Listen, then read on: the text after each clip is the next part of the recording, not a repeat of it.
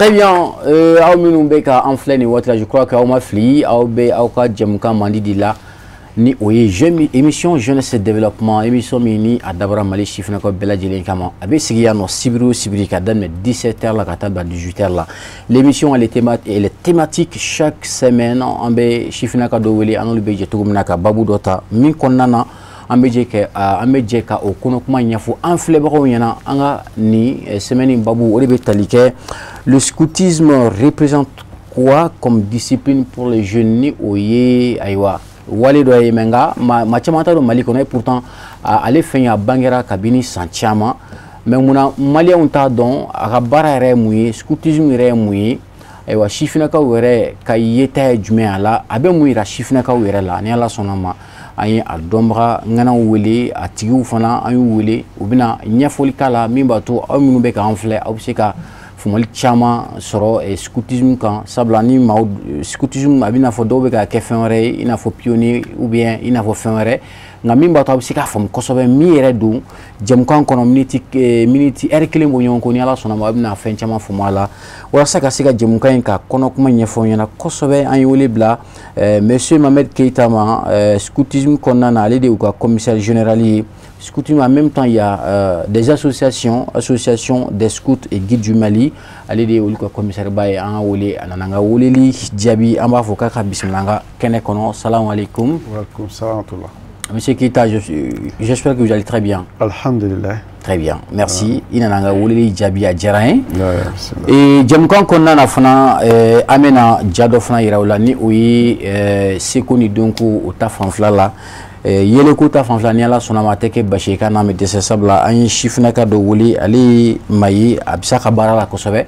Afana bena abla sekoni adamaya la mimba tu abseka abo awgulo la chugumna abseka national soro jemkan kono chugumina amina micro baladale fana ke jemkan kono na mimba tu abseka fumali chama fana soro scoutisme fana ka sabla ma chama ne ba kono mi a jetemne dien kudu kora kono na ma bidru ma million bidru an shegi aywa o de be scoutisme bo dien fantanan bela nga mali kona non ya ngali ke ba peut-être do ba foko est-ce que scoutisme na est-ce que bebe matan wala mamugambo mais akachan ko sobe na la sonama au danser à quoi jamkan kono émission jeunesse et développement c'est en direct sur Chérif la télévision.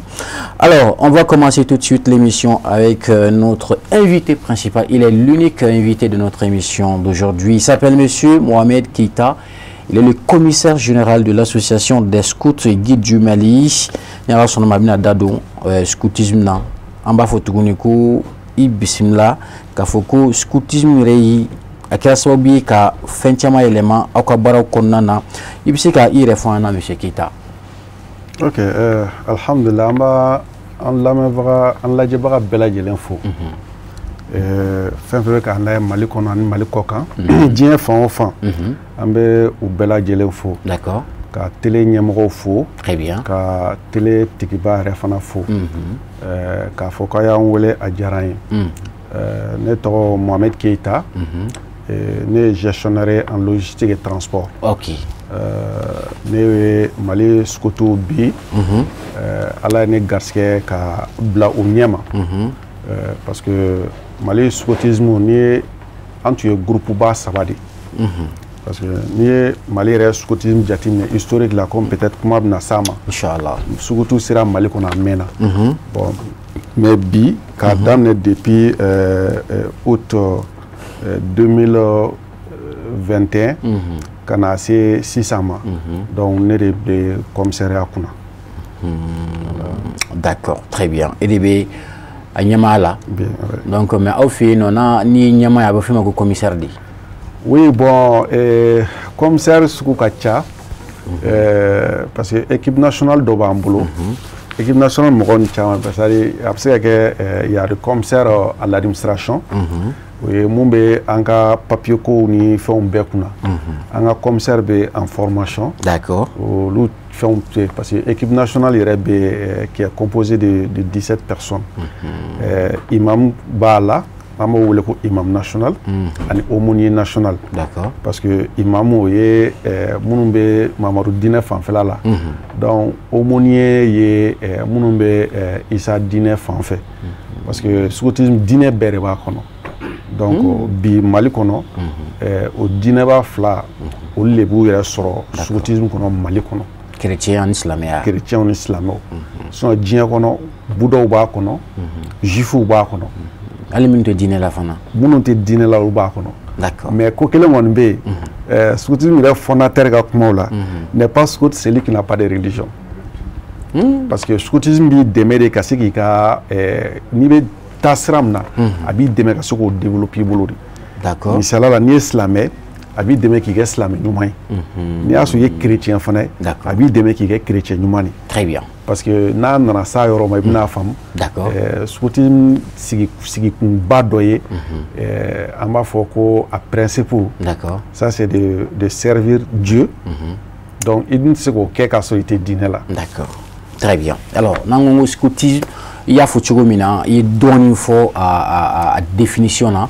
mais minnu t'a dɔn en réalité scoutisme ka mission principale k'a fɔ ko diinɛ ma bɔ diinɛ la n'a ma ye k'a fɔ i ye diinɛma ye nka ka diinɛ ka se ka sabati bilen cogo min na ka se ka sen ɲɛnama don i kɔrɔ i bɛ se ka diinɛ kɛ cogo min na ka ɲɛ nka est ce que o dɔrɔn fana don je crois que scoutisme fana bɛ maa dɛmɛ i ka hadamadenya kɛ ka ɲɛ mara sabatili fana na je crois bien o fana ka mission dɔ ye bon an bɛ scoutisme yɛrɛ ɲɛfɔ mɔgɔw ye pour que k'a faamu n'a fɔra ko scoutisme o ye gɛrɛjɛkulu d'accord mun b'a to ka se ka denmisɛnninw k'u fara ɲɔgɔn kan ka se ka lamɔ ɲuman dɔ d'u ma lamɔ mun tɛ sɔrɔ so kɔnɔ mun tɛ sɔrɔ ekɔliso la ka se k'u dɛmɛ potentiel minnu b'u la u se k'o développer cogo min na ka u hakili la sanuya ka farikolo la sanuya k'u kɛ fasoden ɲumanw ye k'u kɛ diinɛ jɔbaga ɲuman ye ok n'a fɔra diinɛ entre parenthèse diinɛ bɛɛ de b'a kɔnɔ donc k'i kɛ fasoden ɲuman ye ka tila k'i kɛ diinɛ jɔbaga ɲuman dɔ ye donc n'i ye o jateminɛ donc o b'a yirala k'a fɔ scoutisme yɛrɛ sigilen bɛ ka mun fɔ parce que mɔgɔ a tɛ diinɛ ko dɔrɔn tɛ parce que a sigilen don principe min kan n'o ye principe social b'a la principe spirituel bɛ yen d'accord parce que principe spirituel est jumɛn ça c'est servir Dieu i ye chrétien i ka kɛ église kɔnɔ i nafa ka ye église kɔnɔ i nafa ka ye chrétien kunda i ka communauté la i ye silamɛ i nafa ka se ka ye i ka communauté kɔnɔ i ka sigida la i ka misiri kɔnɔ i nafa ka se ka ye donc ka servir son prochain ça n'o ye social ye o ye ka se k'i kɛ fasoden ɲuman ye faso jɔli c'est à dire k'i hakili to faso ko bɛɛ la misaliya la faso drapeau mɔgɔw bɛ se k'o dɔn cogo jumɛn o bɛ se ka lawaleya cogo jumɛn ekɔlisow la mɔgɔw bɛ se ka u hakili to ka se ka kalan kɛ cogo jumɛn faso ka minɛn minnu bɛ yen n'a fɔra faso ka minɛn misaliya la fɛn la sisan mɔgɔw bɛ taa i n'a fɔ ni marche ni fɛn kɛra mɔgɔw bɛ kasiw kɛ u bɛ fɛnw kɛ olu fɛn ninnu ka se ka mɔgɔw ladon d'être un bon citoyen. D'accord. En grosso modo. Très bien. Donc, abi i bla au de là. Donc, ni être un bon citoyen, ça veut beaucoup dire. Ote dîner ko fanfla droite, mais église kono, mais misiri kono, mais n'auto dorin. Ça veut beaucoup dire. D'accord. Il y a plusieurs missions. Et cultiver l'entraide, le patriotisme, la citoyenneté et la religion également. Oui. Et puis, il y a aussi l'éducation. L'éducation. Voilà. Ni oui, la douille. Mara, tu vois, demson ka suku la douille. D'accord. Alors, bi amera du même biscuitin Mali konan non. Est-ce que si peut-être est-ce qu'on peut dire que le scoutisme se porte très bien aujourd'hui au Mali? Bon, amse à mon fadron, ni Mali scoutisme historique takanala. À l'instar des autres pays, quoi. Oui. Donc, le scoutisme restera Mali en 1937. 37. Wow. Scoutisme créateur fait en 1907 en Afrique du Sud. C'était un général. Donc, allez, scoutisme créé en 1907. Donc, 30 ans après, Adona Mali par les colons. Donc, à Sélé Mali à me faut watcher les scouts Soudan. Donc, scout Soudan, au de Toura en boulot, il faut attaquer indépendamment. ni yɔrɔ la n'i ko Soudan a b'an hakili jigin an ka cɛba dɔw la n'o ye an ka transition président kɔrɔ n'o professeur Jɔnkuna Tarawele c'est un ancien scout, c'est un scout aîné. Donc ni yɔrɔ la a b'an hakili jigin cardinal Jean Zerbo mun bɛ Mali chrétien bɛɛ kunna bi ale fana c'est un scout aîné, c'est un scout de Soudan. Donc pour ne citer que eux. Donc olu a ndoda Mali kɔnɔ ka to an bolo yan fo ka taa se 1962. En 62, quand Moro, après l'indépendance en 60, donc Moro Keita a nini k'a fɔ ko ton denmisɛnnin ton fɛn fɛn bɛ yen a bɛɛ ka fara ɲɔgɔn kan k'a kɛ kelen ye. Donc o mun kɛra o de la scoutisme tununa. Donc a nana kɛ mouvement pionnier. Donc scoutisme seginna ka taa église kɔnɔ. A seginna ka taa église kɔnɔ a kɛra église ka baarakɛ minan ye fo ka taa se Musa ka fanga binni ma. Musa ka fanga binni n'a yirala k'a fɔ ko bɛɛ bɛ se k'i ka tɔn créer démocratie nalen ko bɛɛ bɛ se k'i ka tɔn créer o waati la an balima chrétiens olu nana association des guides et scouts catholiques du Mali olu nana o créer.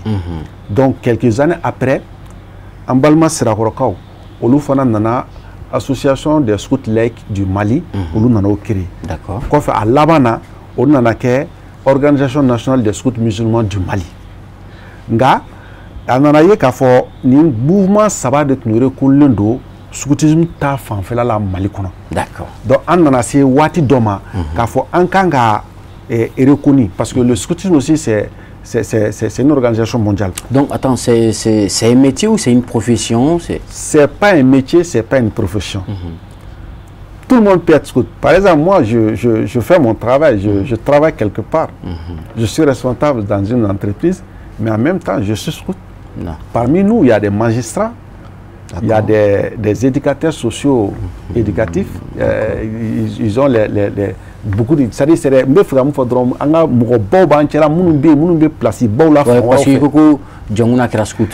Parce que également. Oui, ils ont été scouts. Bon, c'est pas une profession. Mais association parce que scoutisme kalani a école ou en matière de vie non en matière t mais avec kala parce que fin chama de ba kono par exemple ni entra kan kono sisan ni be kan kono an ka formation be ke kan kono weekend de formation bi mais o konna kan kono fin chama se ka o même weekend na formation do kan ka mais a formation kono entrepreneuriat bala ça dit l'amour mundo avec comme ni se ka comparer muna yoro ni anga yani tubabu ka sanfɛ yan ni anga fɛnw jati no tuma ko chiffin bleu o tumbe mais chiffin bleu ngono fɛn caman tun bɛ o diɲɛlatigɛ taabolo ɲumanw de tun bɛ don mɔgɔw kɔrɔ bon ni nana scoutisme fana la o kelen de don parce que scoutisme yɛrɛ inspiré la Afrique culture de la. D'accord. C'est pourquoi ni scoutisme c'est mondial mais t'as sur en culture africaine nous ga cha kono ka teme fɛn bɛɛ kan. Mais ni a jate min yɔrɔ fana est-ce que scoutisme ni a sens était minɛ est-ce que follow c'était plus axé sur la religion chrétienne que musulmane, c'est ça? Parce que là, oui, parce que parce que ni dîner au dîner là, habite des morts là. Il y a des scouts musulmans partout. Il y a même un bureau de scouts musulmans, un bureau mondial des scouts musulmans. Il y a un bureau mondial des scouts catholiques. Il y a un bureau mondial des scouts évangéliques, protestants, bouddhistes ou tabé. Mais a bɛɛ bɛ ɲɔgɔn sɔrɔ bureau mondial min kɔnɔ comme kumaw la an y'a ye ka Mali ma reconnu fɔlɔ officiellement en scoutisme na oui sur le plan mondial mais an bɛ processus kan bon processus min don an y'a fait parce que bureau mondial a yira k'a fɔ ko olu tɛ se ka deux associations scouts il peut pas reconnaître deux associations scouts dans un seul pays. Mais pourtant ici au Mali il y a deux. Non n tun bɛna l'o de ɲɛfɔ parce que an tun bɛ ka na c'était 3. Ah, d'accord. Mais comme ni loi croit bien, qu'à fois ou te association flare connu blé, mais il y a quelque chose. Par exemple, jamana européen d'obé, nous t'avons jatimé. Allez scouter nous mouvement dur reconnu de jamana de là, mais au tu es follow.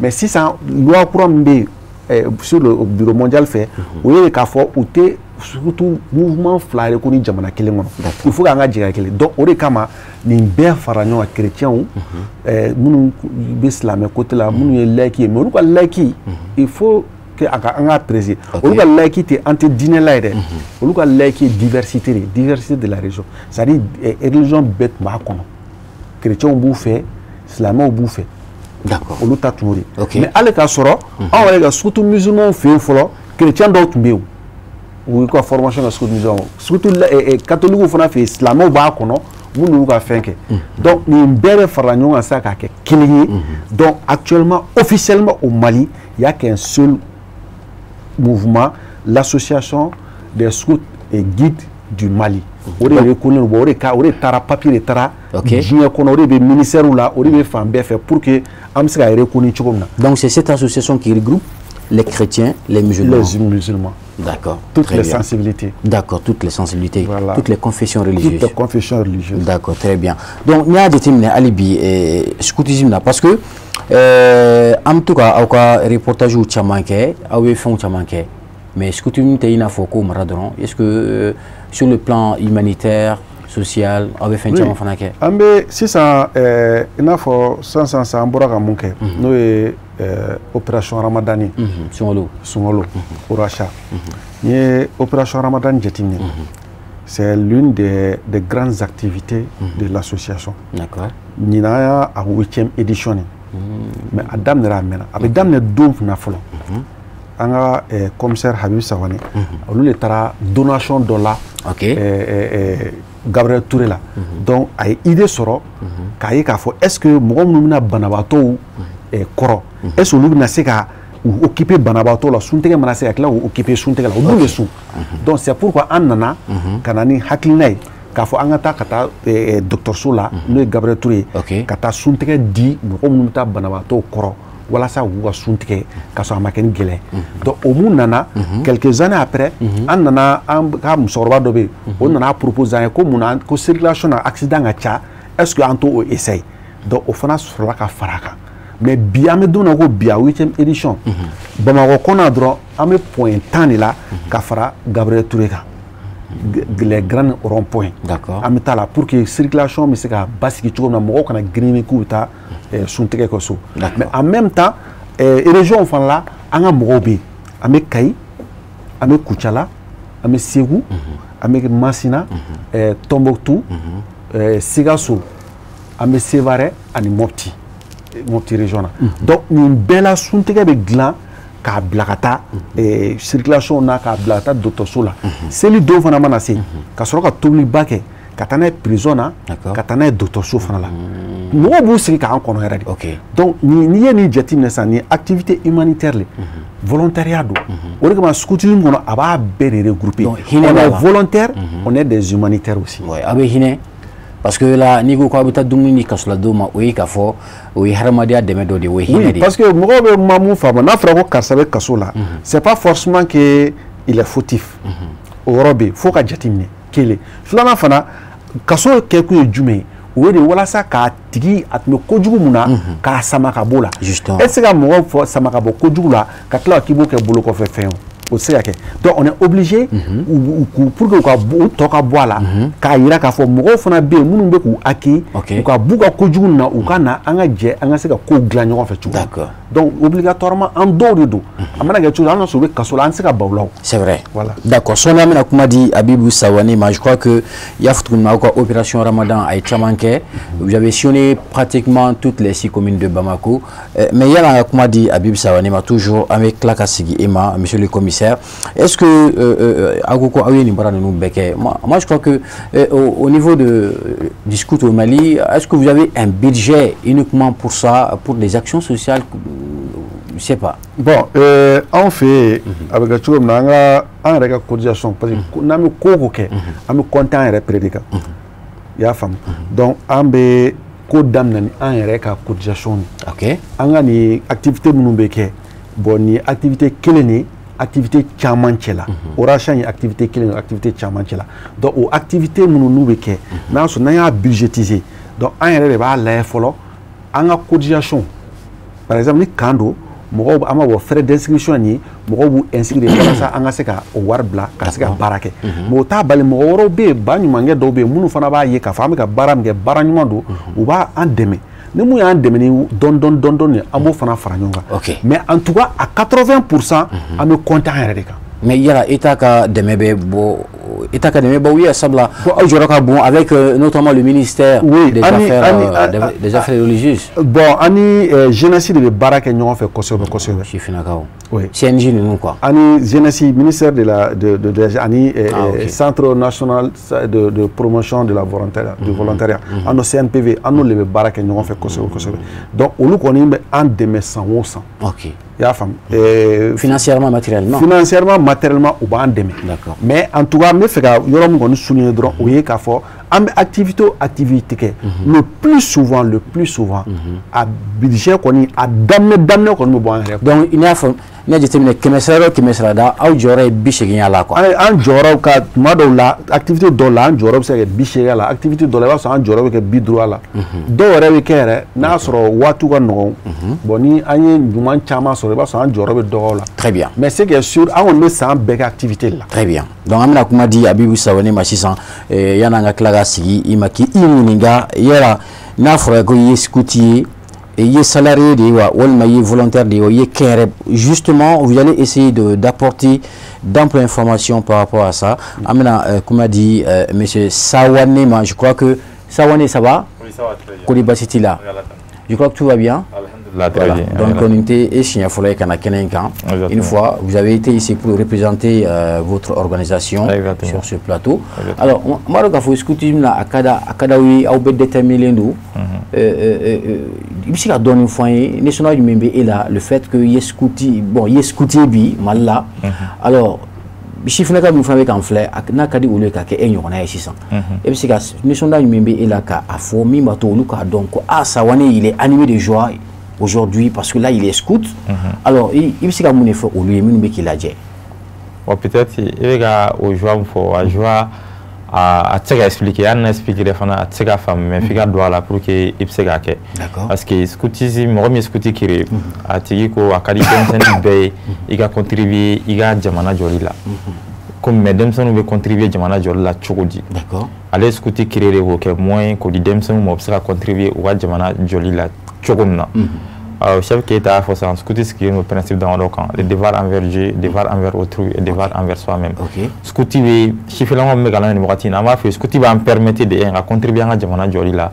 mais quand à contribuer à dîner fana nyatala à me dîner munna alhamdulillah rabbil alamin abora coopération wala ni mfo eta soro ibe ga joie mfo me ko joie de expliquer scoutisme en permettre bi dîner fin chama be anga se ga appliquer eta soro karamo ba fo kala laou kala rasulullah sallallahu alaihi wasallam mais application tuma do la terrain sans fait amano mais scoutisme en permettre anga kira kuma chama ko o labato donc il ka kuma tigete ni o krasaw bi ka to awi ala ka sira chama don o mo abo permettre fana abta chronique langro de lawa ou bien avec chugudi avant permettre folanga ala ga hacker do ka dama parce que ambe bi janguna na on kadi ala msekange sakaya pseka ke yire manala ke aramade yankan ala tan kosobe ka ala bato wala skuti ba permettre iga ala don iki banye ba don yakila ka iga jamana fana don wala ni joa mun fo able ga operation ba mun fo sa vita soro sungolo korna la kira kuma saba fon amo be appliquer operation ba korna la sallallahu alaihi wasallam kira ko ma sallallahu alaihi wasallam ko ni mo kelin suntige ibuka baraji nyona soro ka soro foi mabo iyere tala operation ngona ngona la dungudo ami mo ba duru de suntige dien dungudo ang modi ke sungolo kono plus que même ça kra ko man tukuni sallallahu alaihi wasallam ko suntige anga hotelia sukuri ango sumaya mun be circulation na ni ga sobe fo bakofe iga sobe fo quartier wala e kon seka suntige telia mais kira e skuti ato ayo okumaka labato kira ko ma tukuni sallallahu alaihi wasallam ko ko omun be ko ala ko hadith kursi la omun be duwolo sanfɛ ay hina nyona ale alam be sanfɛ ale hala be hine awla ola skuti ande manga se ka hine nya ya me wuli kata prison na ame wuli kata docteur sola ita sorot molla an so magoti an do magoti mais dine kanunga ma kira ka kuma labatoli kama o be en permettre anga ni bara no laban la skuti ba en permettre anga dîner appliquer anga se ga façon de man fana yo ta so mo chama be bi u bɛ sukutu kanu i bɛ taa sɔrɔ hali peut-être hali ni bɛ ten na yɛrɛ hali sunkalo kɔfɛ dɔw bɛ ye a bɛ baga i ma ko ko a ye na ni ji ye tellement que u degelen b'a la sunkalo la ji bɛ d'u ma mɔgɔ caman b'i bonya aw ka baara la sunkalo kan o la sukuti y'an permettre an ka nafa don an yɛrɛ la o kɔfɛ tuguni nin ye diinɛ ta fanfɛla ye mais sukuti loi article loi sabanan b'a fɔ le scout sera utile et aide son prochain sukuti bɛ nafa don a yɛrɛ la a bɛ tila ka a tɔɲɔgɔn dɛmɛ o la bi bi in na ni jamana baara wulila alhamdulilayi rabbil alamin an ka sukutiya kama an bɛ wuli an bɛ taa an sen don a la parce que an don ninnu ye o la sukuti y'an dɛmɛ kosɛbɛ an ka se ka contribuer an ka jamana jɔli la parce que Amérique ka président dɔ bɛ John Kennedy ale b'a fɔ ko au lieu de demander ce que ton pays a fait pour toi demande-toi plutôt ce que tu as fait pour ton pays yanni k'i yɛrɛ ɲininka ne ka jamana ye mun kɛ n ye i yɛrɛ ɲininka an ye mun kɛ an ka jamana ye o la aujourd'hui an bɛ se k'a fɔ avec fierté alhamdulilayi rabbil alamin en tant que scout an ye fɛn dɔ kɛ an ka jamana ye an ye fɛn dɔ kɛ an ka diinɛ ye k'a da hali k'a dan comme ça y'a fɔ cogo min na bi mɔgɔ ba kelen sunkalo kɔnɔna la an yɛrɛ bɛ organisation minnu dɔn minnu bɛ opération Ramadan an y'a daminɛ nin na san 8 ye san o san mɔgɔ dɔw b'an wele a b'a kɛ cogo di dɔw b'a ta an nɔfɛ dɔw b'an ka photo publier k'a ta an nɔfɛ dɔw b'an wele an bɛ an ka thème de France c'u ma bi bi in na alhamdulilayi mɔgɔ caman ye o diinɛ baara la o faso baara la mɔgɔ min b'a kɛ bi a ka ca ni maa 100 jamana kɔfɛ jamana kɔnɔ ni jamana kɔ kan Mali kɔnɔ Niger Côte d'Ivoire yɔrɔ caman na région na mɔgɔw bɛ ka baara ladege an bɛ se k'a fɔ nin y'an fana ka manière dɔ ye ka contribuer jamana jɔli la o nisɔndiya o sara bɛ di an ma diɲɛ na lahara fana an jigi b'a kan Ala bɛ an sara la nin ye sukuti nafa ye nin ye a diya dɔ ye. A tigɛ de b'a fɔ Sawane kun donc sukuti n'i y'a jateminɛ a kɛra sababu ye k'aw bɛɛ façonner quoi. A y'a façonné, alhamdoulilah, on est fiers de ce que nous sommes devenus aussi parce que bon, on a fait qu'on est bête à gain fin boulot, d'autres bétané. On a demandé nous bête à tout ou gain fin boulot. On a tamé mon rôle gana scoutima. C'est pourquoi aussi à ma foi, jamana nyamoro kan a demain, on a demandé nous glan, on a jamana glan parce que jamana kan nyata kabe olla. D'accord. Et c'est ma borangana, c'est ma fili sunu tien quoi. Nyama il va faire le taf, mais c'est mon rôle filia, mon rôle glané. O da to al prison filɛ mɔgɔ bila ko wala i ka se k'a dilan ne sukuti fana ye mɔgɔw dilan yɔrɔ de k'i dilan k'i kɛ fasoden ɲuman ye k'i kɛ diinɛden ɲuman ye i ka se ka i somɔgɔw labato donc i ka kunnatigɛ ta a bɛna fɔ même si bon ça dépend hein mɔgɔ dɔw bɛ yen nɔ jeune dɔw bɛ yen nɔ peut-être a bɛ ka baara ɲini walima dɔw bɛ yen nɔ mara kelen bɛ ka a jɛ dɔɔni est-ce que donc aw bɛ mɔgɔw encadrer olu fana la wa walima somɔgɔw caman bɛ est-ce que vous avez un centre d'accueil pour ça aussi? Voilà, merci. Ici on a un problème de soutien. Il faut le dire, soutien au problème. Sinon, il faut ce que tu veux faire, école sauter, mais école de la vie. D'accord. Normalement, il y a moi tu tout inscrit école sur là, ou bien tenir sans adama, ou bien voir dama, mais quoi soit éducation là, kala, aga calculer, aga kalange. Ce que tu fais forme d'éducation, non, il faut éducation non formelle. Éducation formelle, non formelle, informelle. Ce que tu éducation non formelle, de jamana sobo là. D'accord. Et t'as sur le centre de ce que tu boulot.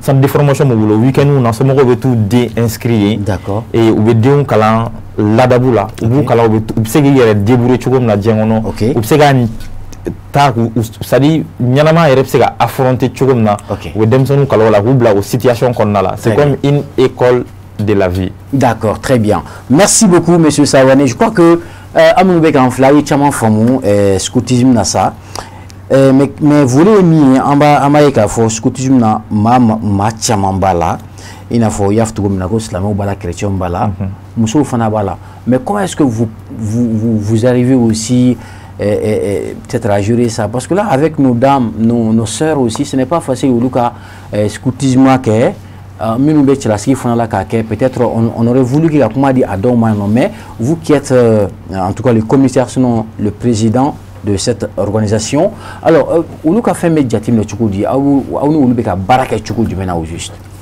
a bɛ kuma dɔ fɔ kuma kɔnɔ allez-y c'est-à-dire le scoutisme là la joie ne s'explique pas, on ne peut pas l'expliquer, mais ça se vit. Ni yɛrɛ ba kɔnɔ de, i bɛ se k'a dɔn nin bɛ se ka nin bɛ ka nin kɛ cogo jumɛn. D'accord. I y'a faamu. Parce que même sunkalo kɔnɔ i tun b'a ye muso furulenw u bɛ u ka tobiliw k'u ka so k'u ka fɛn bɛɛ kɛ mais en même temps i b'a sɔrɔ u bɛ terrain fana kan tun ka taa suntigɛ di mɔgɔw ma. Donc c'est quelque chose parce que abi il y a des demain futur école de la vie de do abi il y a demain il y a c'est qui est organisé cogo jumɛn misika parce que il m'a occupé cogo façon dɛmɛli fɛn mana na san i bɛ place sɔrɔ pour que ka se k'o kɛ. i n'a fɔ waati min na ko fɛn fɛn ka di manifin ni kun ye k'o t'i degun. i t'i degun. d'accord donc o ye o cogoya de ye quoi parce que an balimamuso Mali yɛrɛ la yɛrɛ a ma nɔgɔn parce que Mali la caman mana furu olu bɛ tila k'u sen bɔ a la. aw ka scrutin na parce que i b'a sɔrɔ caman bɛ yen cɛw voilà cɛw t'a faamu quoi. awɔ c'est ça i m'a faamu mais alors que n'i taara jamana wɛrɛw la olu ka ɲɛmɔgɔ dɔw yɛrɛ bɛ mun ye muso ye par exemple n'i ye Afrique de l'Ouest la parce que scrutinisme fana filɛ nin ye bureau baw bɛ yen mais bureau misɛnninw bɛ yen Afrique de l'Ouest bureau min b'o kunna sisan n'u b'a fɔ ko bureau zonal Afrique de l'Ouest ta bi mɔgɔ min b'a kunna muso de don oui c'est une mère de famille. Bon, mais allez y'a présenté, Afrique de l'Ouest présenté. Mais c'est depuis que vous avez mal le fait que vous avez barré de ma femme. Voilà. Le scoutisme là. Alors il faut demain ko bana barré de femme ya balia fana bana. D'accord. Parce que au début, allez bangebaka d'autres ta femme. Là où tout le monde opposé au donga fena. Parce que tout le monde a yedro, il pense que non demsenu yɛrɛ dama do bisa so bina ta kɛ ko kolon kɛ de. Effectivement. Mais dɔw bɛ kabini u y'a ye k'a fɔ jajaja mɔgɔ dɔw b'a la minnu fana ye mɔgɔkɔrɔbaw ye minnu yɛrɛ fana ye dentigiw ye. Très bien. Denbayatigiw don donc caman commencera k'a faamu. D'accord. Merci. Donc dans quelques instants je crois que an bɛna an ka Imurusi wele ale ye yeleko maa ye a bɛna peut-être inspirer peut-être olu fana bɛ kɛ sababu ye ka scoutisme ka lancer fana et puis ka a yira diɲɛma la k'a fɔ malgré que i ye scout ye mais a man k'i empêcher ka diɲɛ fɛn foyi kɛ sabula e bɛ baara dɔ la statut dɔ bɛ yen la statut dɔ bɛ Sawane la i n'a fɔ i y'a fɔ cogo min na hali ni an balimamuso furula n'a ka di u ni kun ye u bɛ se k'u cɛw la faamu ka se cogo min na k'a kɛ diɲɛ fɛn fɛn n'a kɛra diɲɛ kɔnɔ i bɛ se k'a kɛ donc je crois qu'avec la permission de Adama Saliya Koulibaly on va faire appel à monsieur Mohamed Dagnon griot international.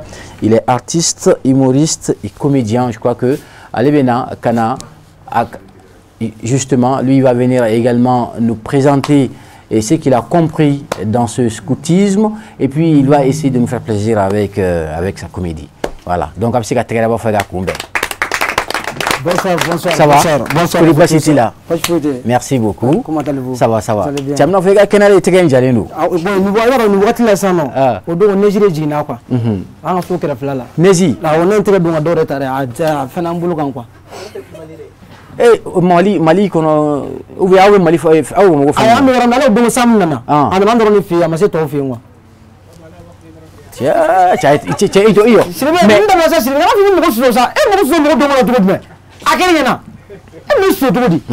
Salam alaikum. Ah comment allez-vous? Vous allez bien? Maman, bonsoir. Ça va. J'espère que tu es en train de me voir maintenant.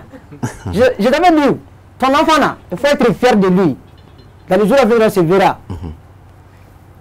On est ensemble, ouais. Maman! Il va falloir m'avoir, hein? Nous sommes dans le rôle de tomate de fri.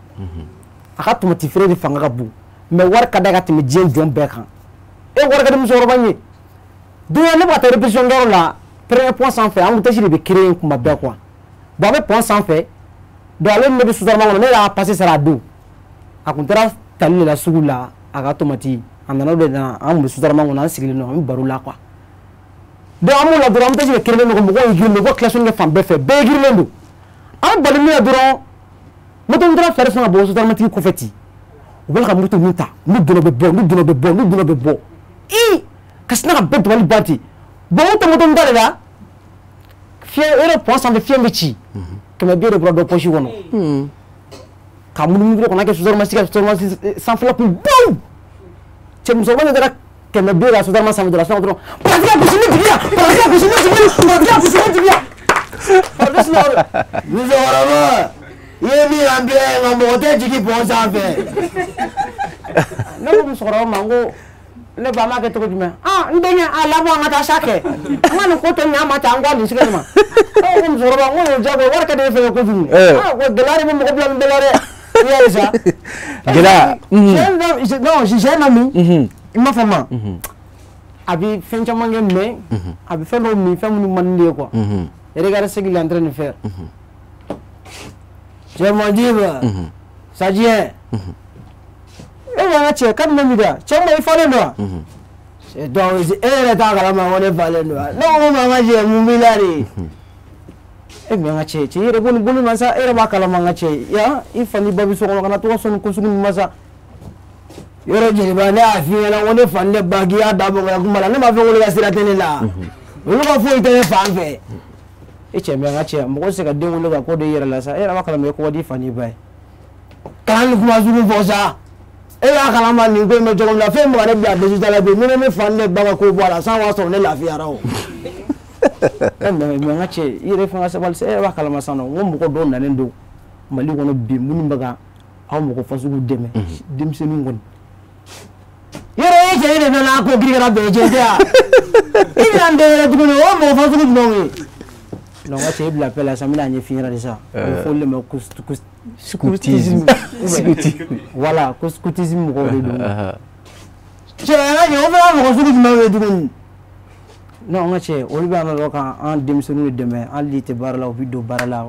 wa o ko chama nge mo go yefere wi mara oh alu be mo ko mara fene wallahi ay no am da se mara bi en wona ko ba ne ni no ngache wallahi be mara wallahi o mo ko ku be la fo mi di ku be kala ne ka kama nu be kala re de ka kama nu na kama re nu be biara tem sam bi sabai nu be biara tem sam bi sabai si we alhamdulillah o ngache o ma inde ma wono no fe ama inde be tekle ya ko afu inde be gile be meta no na bi ay re meti gile ne meti gile ne be biro nuwa to la sa wa al saro le be sil sanu ga sil be sil sa ali musu so le club se ba be ka don di mo ba ka su ke di mo ma ay te gere wa fo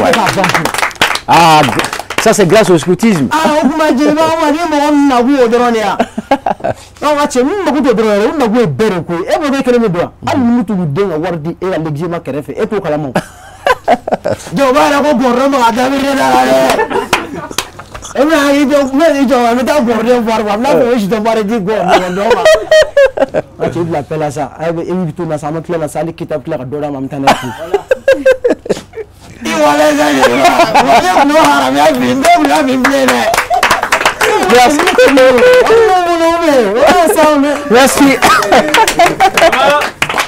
non vraiment merci Tamariko sajo anga dongil lobe ko manyele fui te manyele mo manyele fui te manyele mo ninyena iyoki yere de la nichena iyoki yere de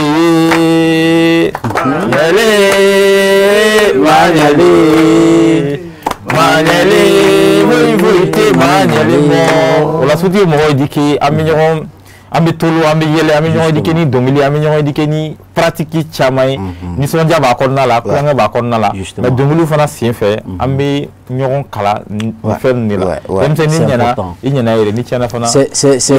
c'est important dans sa rubrique avec moi Chamanfo et c'est qui relate brièvement un peu vos actions et puis à Kanga Fou tu sais qu'il y a inspiration le fait que y a ta ka scoutisme quand mam mbe kan fle waye ka fo mais en réalité dia scoutisme ni bereke effectivement même des enfants ratés ou bien non même des enfants démunis parce que akwa barayin abska ke sababu ni mambe gela kono ni obo gela kono donc il y a comme yé djouré ka sena ka ban quoi voilà donc vraiment grand merci à vous je crois que dans les jours à venir scoutisme remi en rêve na fra au kan ka jigid ngona la kata akwa baraw jate mine quoi alors mon cher ami je crois qu'il est comédien et il sait qu'il y a ces caméras là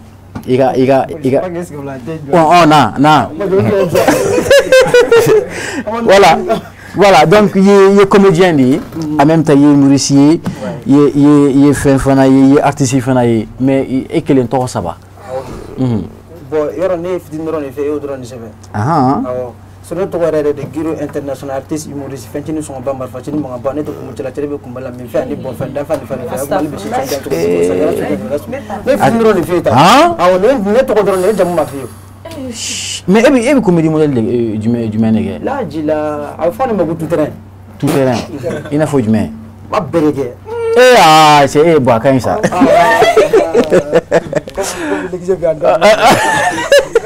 merci Merci.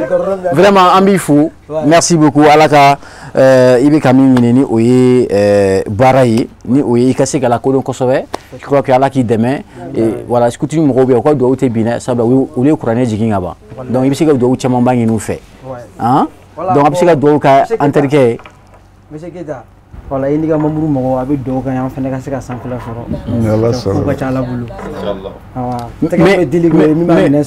Mais juste en 45 secondes. Et bien, Mouni non bibina. Ne ebe ko minute ka soro alibi. Mais gelaj men bi ka juste. Ika barakonna la. Naka barakonna gelaj men ka bianse moment o barake minan ko.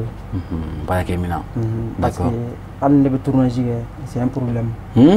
Faut ne pas tout parce que ne ka to mɔgɔ de nɔfɛ karisa ka téléphone tigɛ ma ne fɛ talent min b'i la donc hali téléphone ɲɛnama kelen o b'e bɔ hali téléphone ɲɛnama yɛrɛ tɛ dɛ hali PC fitini dɔrɔn quoi d'accord i ka numéro fɔ rapidement ni mɔgɔ min b'a fɛ k'i dɛmɛ rapidement mɔgɔ min b'a fɛ ka n dɛmɛ donc u bɛ n ka numéro ta 73 02 42 17 73 42 73 02 02 42 17 17 voilà ni ye nin wele dɔrɔn i bɛ ne yɛrɛ sɔrɔ i mago bɛ dɛmɛ min na dɔrɔn hali ni ma ci orange money fɛ ni wele min t'a quoi le guide international bon merci donc après on va après on va en parler la suite merci beaucoup Ibraji, merci beaucoup très bien alors on va revenir pour parler encore du scoutisme, c'est la deuxième partie de l'émission. Alors, parce que là, ça nous reste juste 20-15 minutes rapidement.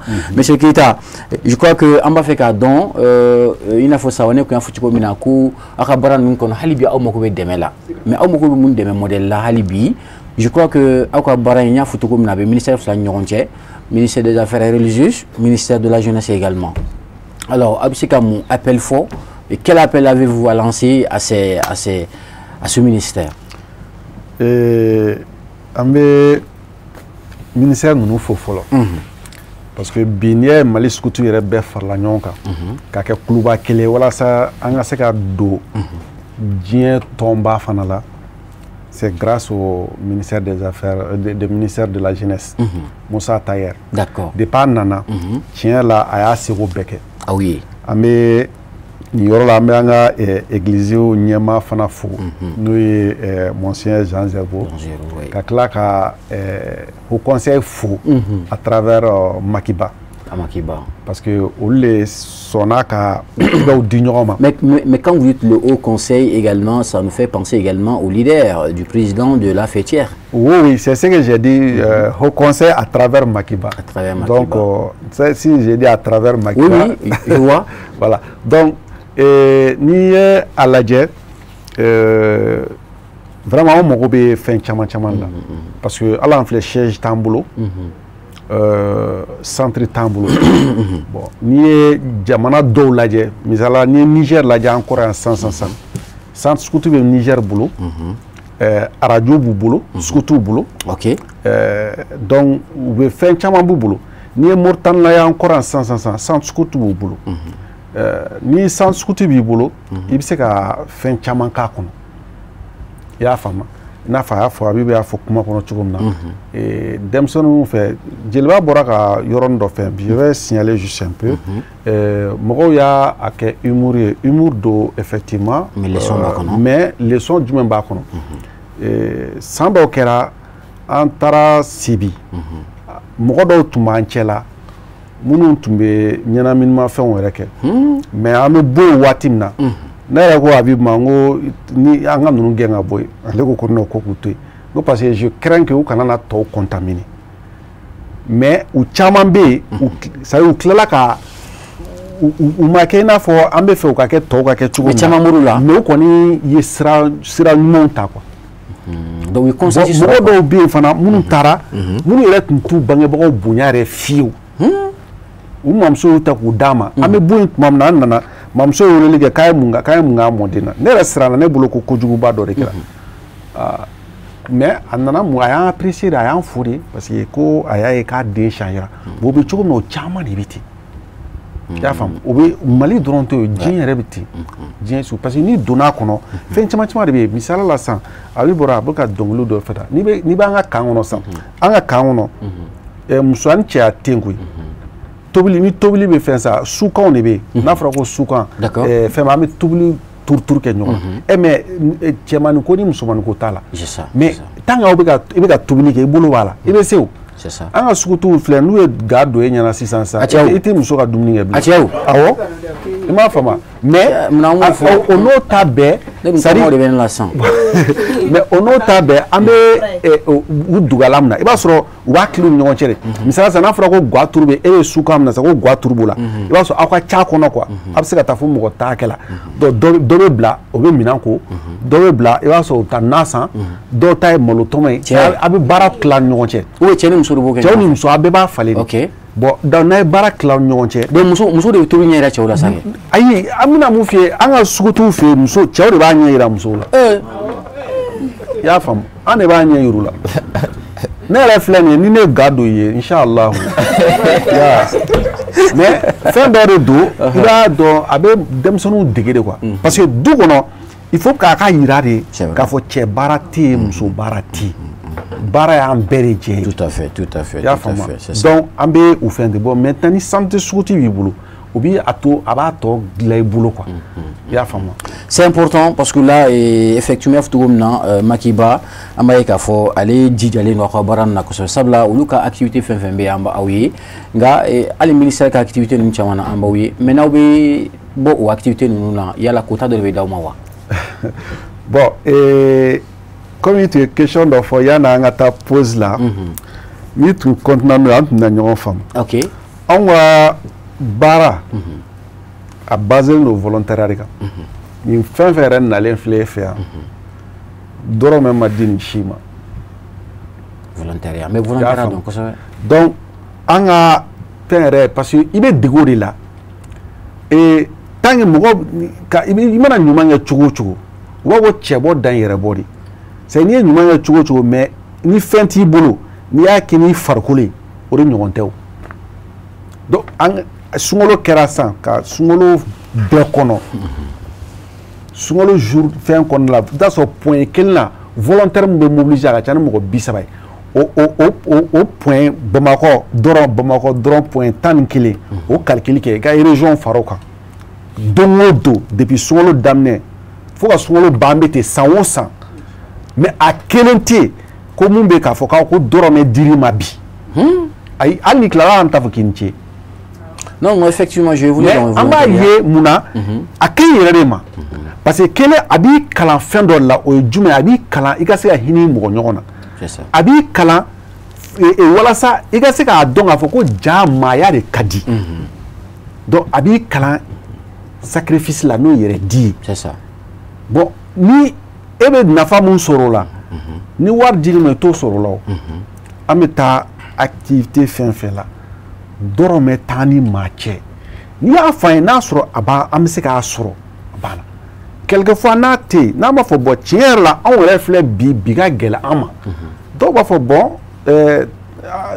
transport filɛ a ye mobili ta mais hali o yɛrɛ c'est juste le transport. donc ça veut dire que mobili t'aw bolo kan foyi t'aw bolo moyen de déplacement t'an bolo fo n'a kɛra minnu yɛrɛ ta b'u bolo n'a fɔ minnu ka moto b'u ta la mobili bɛ minnu bolo olu de ta ye mais k'a ko nin ye tɔn ta ye o tɛ yen.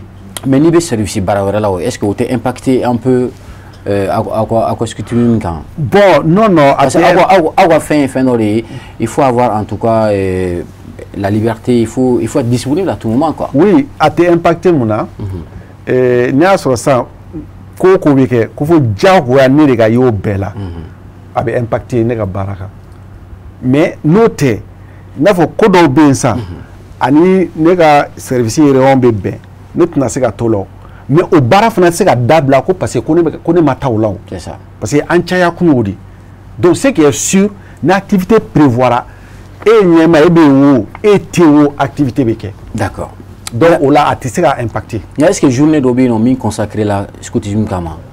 journée bɛ mondialement journée bɛ africainement non au Mali pour le moment a tɛ k'a fɔ ko nin ye journée dɔ ye mun consacré don scoutisme kan o tɛ.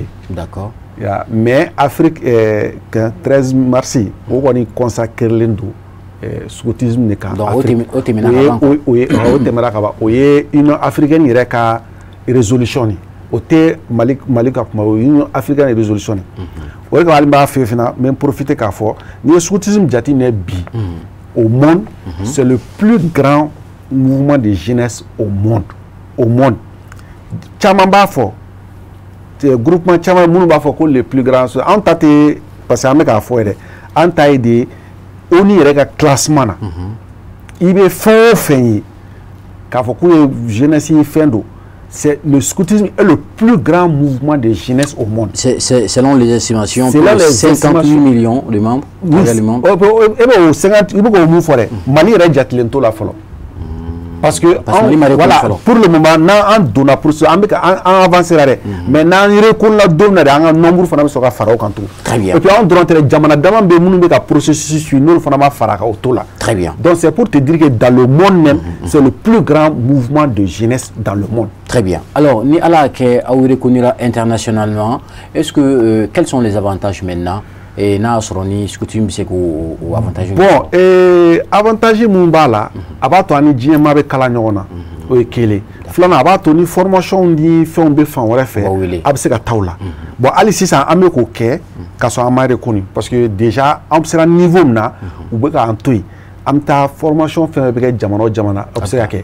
Bon, abato fana misala la sa comme garadi ko wala wako bichetu ni anga plus gradé munu ba fana fait en sisa jamana wara biso ko lu wile kana u kana formation ko ka fon tro jalaba mina wako wako bichette awa na fo ça 2 bichettes be 3 bichettes be 4 bichettes be ina fo galon na quoi voilà ina fo galon no chugomna afana beti bichetou bala donc forcément ni scouti la ben minu bola masiri bola fiko de quelque. Oui, bon, tenir qui différencie toi là. Bon, c'est pas n'était qu'à qui différencie toi là, mais ni on veut tenir mon dos. Jaculo la benaka tenir. Donc c'est comme si c'était une bataille en quelque sorte. Bon, ce que tu dis, on va faire des soldats de la paix. C'est-à-dire parce que moi j'ai créé militaire de dos, donc esprit militaire de bala. Donc avec au fait moi, on va faire ko à la formation d'obi, il va y formation militaire au redo. Origama jamana chamana iba ye kafo oluka militaire chama bora scoutisme fi le plus souvent il va so scoutu de recruter follow intéressé lendo ten la kasoroga toke. Très bien. Ya pour une petite histoire en 2016 quand moi j'ai été au Burkina mais va so nebe nga foulard benkana nana jo aéroport là kaso mali kona me ga ni pion croix ni mais ça y il veut claque explication de avancer droit finalement fouiller nego avion nego tche ngo appelle le bnake aya to négatif mais ne sera Burkina droit mais arana droit tche que militaire que a ketan droit kané droit a bora quoi kana ne sama ka bo jama tchela kana la tata ya bon me fera mu fier droit ça dit ou pas chama ala on réfléchit identifier quoi il veut identifier en fait bi alhamdulillah anga mo chama me ka tenita mais il va soro et formation be nous tra formation ngora bi no yauma parce que notion boula voilà déjà notion boula voilà. Donc comme Djem quand on était doué est-ce que il y en a comment dit ça est-ce que de temps en temps fonction fait est-ce qu'elle veut faire nos bénéficier na son jamana ka bara ou bien peut-être ONG opportunité ou bon ani mo se ka jega baro ke nyon fait mais ka fo ko fait la bla le manier kota do be dauma sani eta be natali ke non kota tambulo kota tambulo ça yanga mo to be postuler chugum na rebe postuler tini ni ako nyana bora alhamdulillah ya me ka fo ko avec bo ay skutu ye notion bawla ni bawla aya ketano ti d'accord. Donc, maintenant, scouti ou fika que jeune, n'est-ce pas, obligatoirement. Non, non, scouti chokoroba, les gens zerbo fait ça. Non. On a scouti à vie. Oui, mais où le keraye. Mais il y a aidé. Parce qu'il veut prononcer l'État. Ah, donc, ni comme ni de la scouti. Donc, c'est comme un serment, quoi. Oui, un serment, il veut quelqu'un. Ok. Bon, il veut quelqu'un qui a fait kibna jamana de servi, qui a scoutisme servi. Ok. Ou bien il y a tant de l'eau, il y a tant qui a fini de câble. Tant que tu vis. Donc, tant qu'il y a la vie, donc il y a scouté. Tant qu'il y a promesse contact, on est scout à vie. D'accord. Est-ce que à critère de bala ni mo ma fait ka douala? Non, ni me fait ka douala bi na formation me ki ni formation ki no province be yiri la. Formation me ke fou, n'est-ce pas? Ya, formation fait be fou en fait. D'accord. Parce qu'on dit que on reçoit gratuitement, donc on donne gratuitement. Alors, au Mali, est-ce que on peut estimer le nombre de scouts ici au Mali? Bon, ni ko bi ki ba faranyo parce que on rebeka essayer ka mo identifier don parce que de fait qu'un groupement faranyo mais ce qui est sûr ni ko ki ba fara ɲɔgɔn bi an bɛ ba dama dama bɔ très bien. Alors, on va se tourner vers M. Sawani. Alors, émission Banakaban, toi, immunité de comment l'avant du même fana bolo, cassé ka wuli makan ke ka nyeshi de me bro, krengena la chiffre na kaminu fana okai ka fo vraiment scoutisme te mana ko keroi, scoutisme be sobi ka diere iram wala ka magnele. Alors, comment l'avant du bolo? OK, comment l'avant même bolo des jeunes ka anga fara anga faso jo. Peut-être question no poser à Keita ko no yoro mon par exemple soro est-ce scouti i ka tambe de mania misala la sumol la un exemple di quoi c'est bepse la scouti i la ministre i la président i la député i la entrepreneur al ni tanti bolo scouti va fo aramadea jakade quoi il faut so doki il faut na be tandondi kaseka mogor kalawla misala sa nepse senela ni faso dokeni demsen do fana be mun mogo be senela nepse ka tano du maskuti konnala et journaliste et fana pse ka tanondi alla gara désiré par voilà alla gara désiré par mois be joro bala oda to sungolo konnala la contribution de tout un chacun exactement voilà au développement ta soro fembe mogoti warla et ta soro par exemple et sungolo konnala an niya et molla ame ministre invité ame député ou invité ou betanga kene o kan sanga ministre beta Musa agenina ministre Umar Rujara paspera mais au be ka misala le dit quoi il y a posula anga député do beta il se ga service ke quoi scouti fanati ka vika tambeta quoi OK voilà même il beta il se ga tamdi jamana ma il se ga tamdi ga dine ma iko di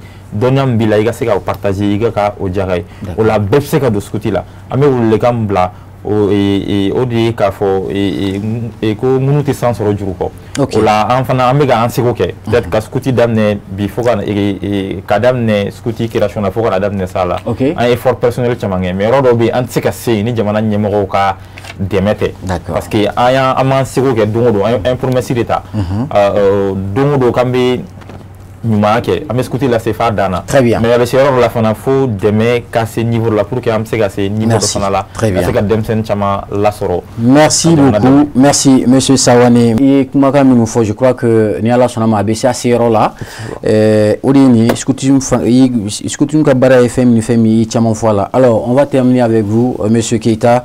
Vous êtes le commissaire général de l'association des scouts guides du Mali. Alors, quels sont vos derniers mots, vos impressions également? Derrière moi, je vais vous dire